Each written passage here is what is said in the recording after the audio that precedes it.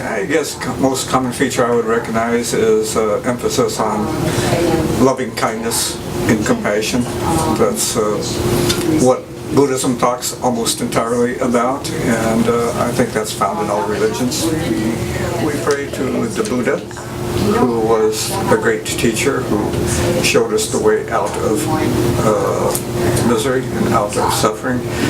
We have statues that we pray to that we refer to as meditational deities, gods and goddesses, but they're not gods and goddesses in the traditional sense. We're not worshiping them. We believe that, for instance, Manjushri, who is the deity of wisdom, is the representation of the wisdom that is within all of us. So when we say prayers to Manjushri asking for wisdom, we're actually asking to awaken the wisdom that is within all of us, and that Manjushri is just a representation of that. Yeah, this is a piece of Tibetan Buddhist jewelry that's called a gao, G-A-U. And physically this is a symbolic, it's called a mandala, and it's a symbolic representation of the universe.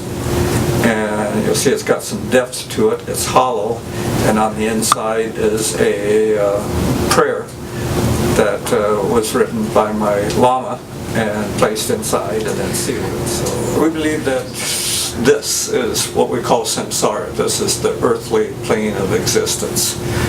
And that while we have moments of happiness, certainly, and joy, that really it's this existence is largely about ranging from dissatisfaction to suffering. Yeah.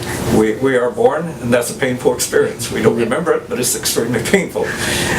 And then later in life comes sickness, old age, and then death.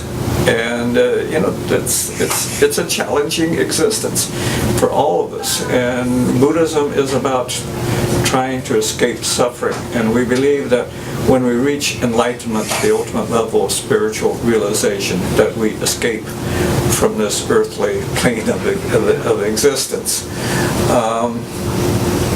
But we resolve to keep coming back. If you don't reach enlightenment when you die, you are reborn as another human being and complete the cycle over and over again, thousands of times, hundreds and thousands of times, until you reach enlightenment and break out of the cycle. But until then, you're constantly reborn. And it's not to say that, in a past life I was Napoleon Bonaparte or Queen Cleopatra or something like that, but it's more like a candle. That you have the candle and the flame. The flame is the mind, the human consciousness. The physical candle itself, the wax candle that burns down, that's like our body. Our body wears out. The body wears out, but the flame, the light, the consciousness, the mind is not extinguished. It transfers to another body, another candle, and burns again and burns down and keeps getting passed on.